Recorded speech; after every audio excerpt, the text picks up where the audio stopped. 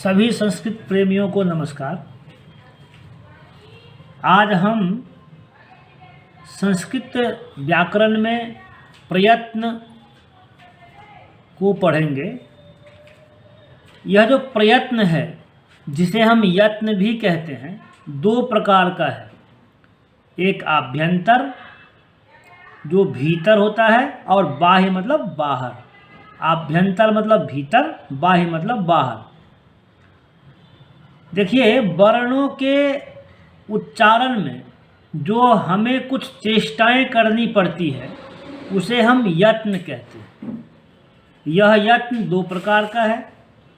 एक तो वह है जो वर्ण के मुख से बाहर आने से पहले मुख के भीतर होता है, जिसको हम आभ्यंतर प्रयत्न कहते हैं। यह मुख के भीतर होता है और पहले होता है, और बिना इसके बाह्य प्रयत्न निष्फल है। तो यह जो आभ्यंतर प्रयत्न है, यह 5 प्रकार का है। सबसे पहला आभ्यंतर प्रयत्न। आभ्यंतर प्रयत्न 5 प्रकार का है। आभ्यंतर प्रयत्न सबसे जो हम पहले लिखेंगे वह तो है स्पृष्ट। दूसरा ईसत् स्पृष्ट, ईसत् स्पृष्ट। और तीसरा ईषद विवृत। ईषद में द हलंत और विवृत। और चौथा विवृत। और पांचवा संवृत। आभ्यंतर प्रयत्न 5 प्रकार का। पहला स्पृष्ट, दूसरा ईषद स्पृष्ट, तीसरा ईषद विवृत, चौथा विवृत और पांचवा संवृत। इसमें से अब पहले हम समझते हैं कि स्पृष्ट इसे क्यों कहते हैं। तो वर्णों के उच्चारण करते समय जिह्वा उन स्थानों को स्पर्श करता है, इसलिए इसे हम स्पृष्ट कहते हैं। ईषद स्पृष्ट का मतलब है कि कुछ, ईषद मतलब कुछ और स्पृष्ट मतलब स्पर्श करना, कुछ स्पर्श से है। और है ईषद विवृत। ईषद मतलब कुछ और विवृत मतलब कंठ का खुला रहना। ईषद विवृत है ना, और विवृत मतलब पूरा का वर्णों के उच्चारण के समय कंठ पूरा खुला रहता है। और अगला जो है वह है संवृत। देखिए, ऐसा तो संवृत जो है, संवृत जो आभ्यंतर प्रयत्न है, यह केवल प्रयोग की दशा में होता है। अब देखिए होता क्या है कि स्पृष्ट जो है ये क से लेकर के म तक के वर्णों का आभ्यंतर प्रयत्न है। क से म तक, यानी कि कवर्ग, चवर्ग, टवर्ग, तवर्ग और पवर्ग, इन 25 वर्णों का जो आभ्यंतर प्रयत्न है वह स्पृष्ट है। ईषद स्पृष्ट, ईषद स्पृष्ट से मतलब है यण प्रत्याहार से, जिसमें य, र, ल और व ये 4 वर्ण आते हैं, जिसको हम अंतस्थ भी कहते हैं, है ना।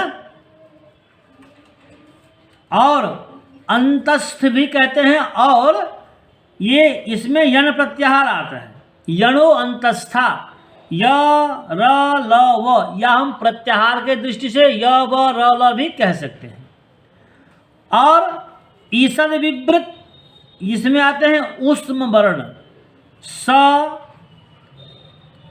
श, स और ह, जिसे हम ऊष्म भी कहते हैं, जिसे हम ऊष्म भी कहते हैं। और विवृत कहते हैं स्वर वर्णों को, यानी अ से लेकर के औ तक का जो वर्ण है यह क्या है, विवृत है। अ से औ तक के वर्ण को हम, चूंकि देखिए ये सब स्वर वर्ण है, और स्वर वर्ण का जो आभ्यंतर प्रयत्न है वह विवृत है। अब ये प्रश्न है कि संवृत क्या है। तो आप देखिए, एक शब्द है भोजन प्लस आलय। तो यहां पर जो भोजन में जो न है, ये प्रयोग की दशा में, यहां जो भोजन में जो न है ना, यह आकार वस्तुतः संवृत, इसका भोजन में न में जो अ है, यह तो आकार जो है ये वस्तुतः संवृत प्रयत्न है। और जब हम इसको मिला के बोलेंगे तो इसका हो जाएगा विवृत प्रयत्न। ठीक है ना। तो प्रयोग की दशा में आकार को हम संवृत मानते हैं, है ना। हरस्वस्या प्रयोगे संवृतम प्रक्रिया दशायाम तो विवृतमेव। हरस्व अवर्ण का जब हम प्रयोग करते हैं तो वह प्रयोग की दशा में तो संवृत होता है, लेकिन प्रक्रिया दशायाम तो विवृतमेव, जब हम उसको पूरा बोलते हैं तो वह विवृत ही होता है। ठीक है। तो इस प्रकार से आभ्यंतर प्रयत्न 5 प्रकार का, स्पृष्ट, ईषत्, स्पृष्ट, ईषत्, विवृत, विवृत और संवृत। ठीक है ना। अब आएंगे हम बाह्य प्रयत्न पर। तो बाह्य प्रयत्न होता है 11 प्रकार का। बाह्य प्रयत्नस्तु एकादशधा। बाह्य प्रयत्न होता है 11 प्रकार का। कौन कौन सा होता है इसे देख लीजिए आप। विवार, संवार, श्वास, नाद, घोष, अघोष,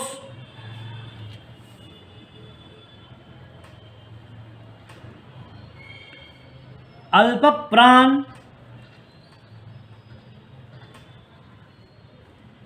महाप्राण,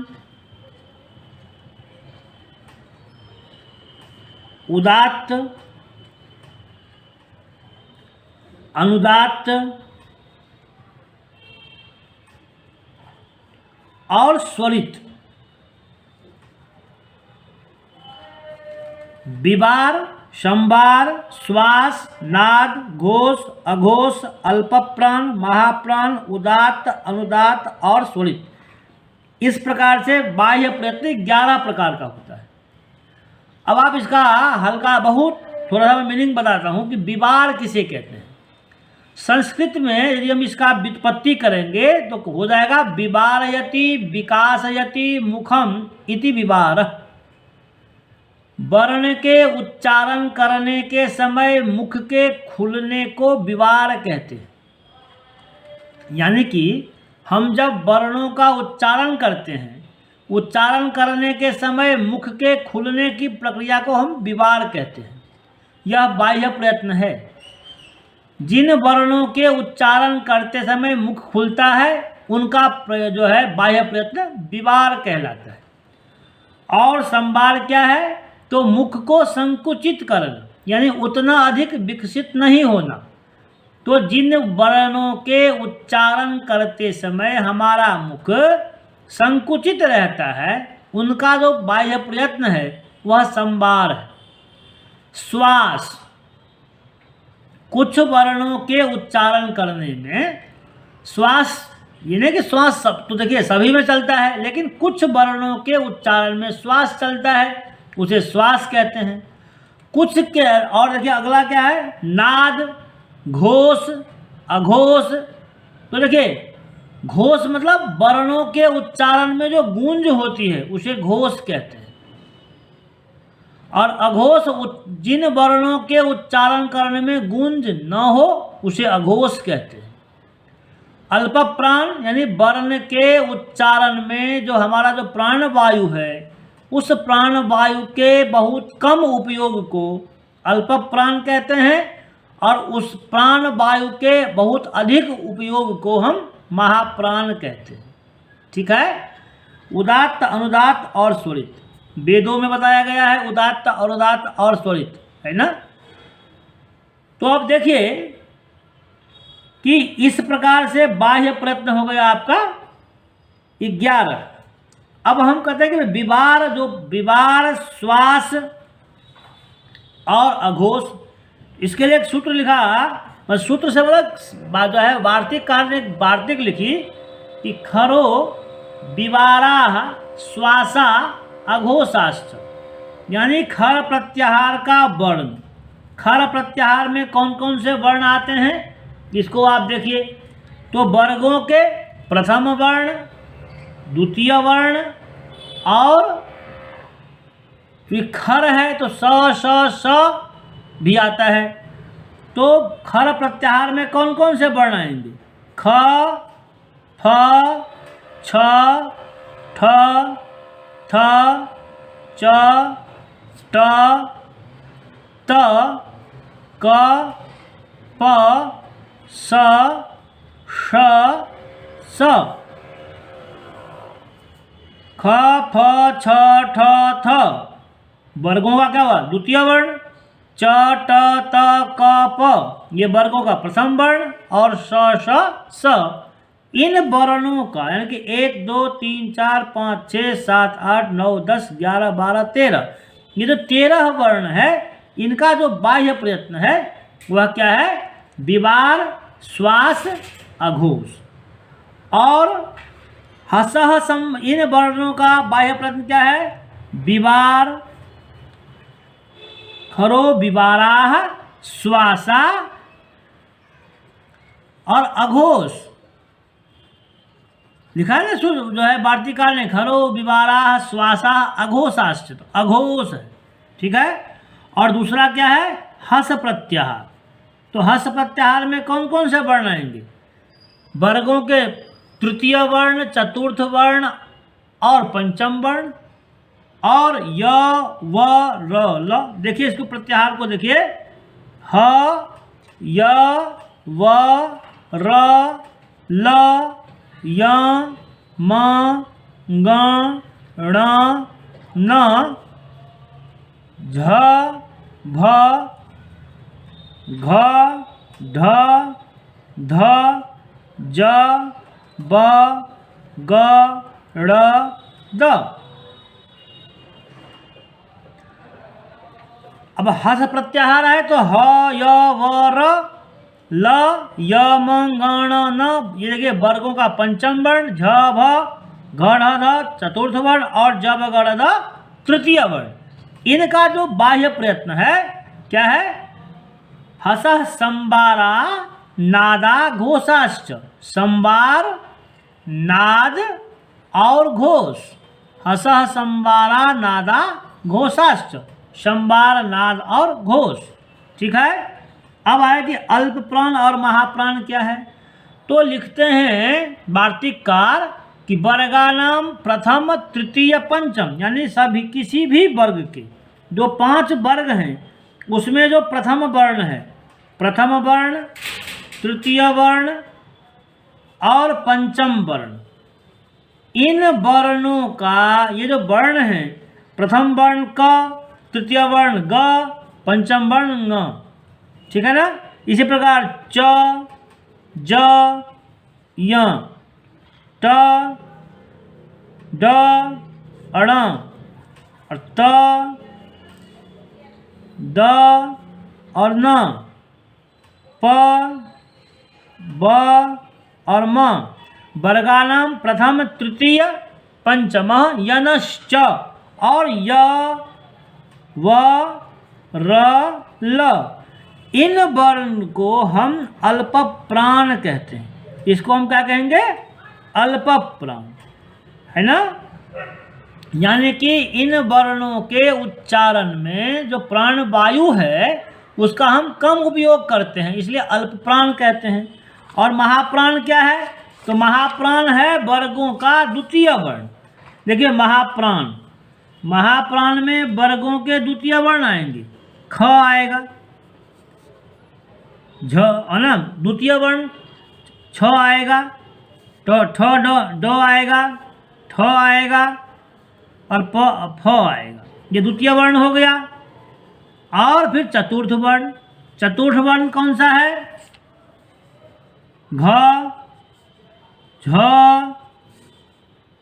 ढ, ध